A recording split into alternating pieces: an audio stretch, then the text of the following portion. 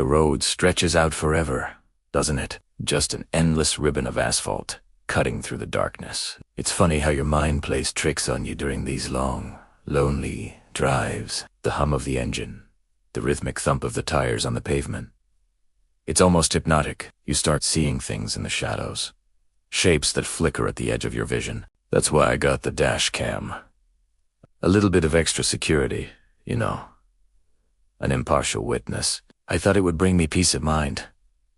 I couldn't have been more wrong. It was one of those nights. The kind where the sky is so black it feels like it's swallowing the moonlight. I'd been on the road for hours. Just me and my thoughts. The coffee had worn off, and a heavy-lidded fatigue was starting to set in. To break the monotony, I started fiddling with the dash cam's display, flipping through the different camera views. Front view, just the empty road ahead. Rear view, just the empty road behind. Then, I switched to the interior camera. It was mostly dark. The cabin lit only by the faint glow of the dashboard. My own face stared back at me.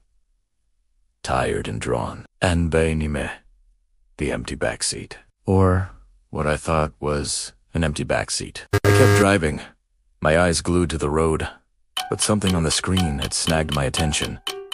A glitch, mate? A trick of the light. I glanced back at the screen, my heart starting to beat a little faster. Primera. Squinted. In the reflection on the rear window, something was different. It was subtle. So subtle I almost missed it. In the driver's seat of the reflection, the shape of my head was just slightly off.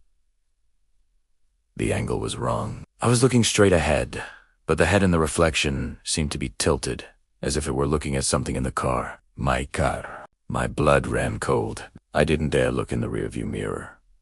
I didn't dare turn my head. My eyes were locked on the dashcam screen. My hands were gripping the steering wheel so tightly my knuckles were white. The logical part of my brain was screaming at me.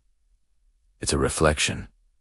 It's a weird angle. It's the curvature of the glass. It's your tired mind inventing monsters. But the primal, terrified part of me knew. It knew this wasn't a trick of the light. I watched, frozen, as the reflection of my own head slowly, impossibly, turned.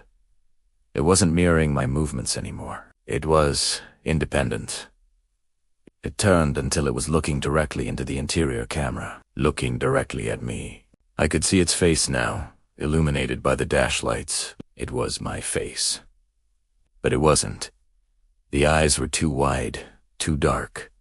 And the mouth was stretching. It was pulling back at the corners into a slow, wide, silent grin. A grin that was all teeth and wrongness. It wasn't a smile of happiness. It was a smile of discovery.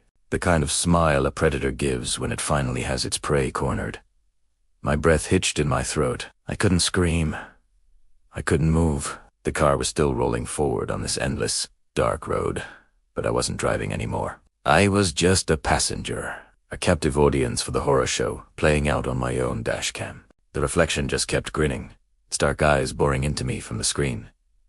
It knew I was watching, and it knew I was alone. What do you do when the monster in the car is you? When your own reflection decides it wants to be the one in the driver's seat? I'm still asking myself that question, because the reflection is still there. And it's still smiling. Thanks for watching. If you have any stories of your own from the road, I'd love to read them in the comments. Don't forget to subscribe for more dailies from the dark. Drive safe out there.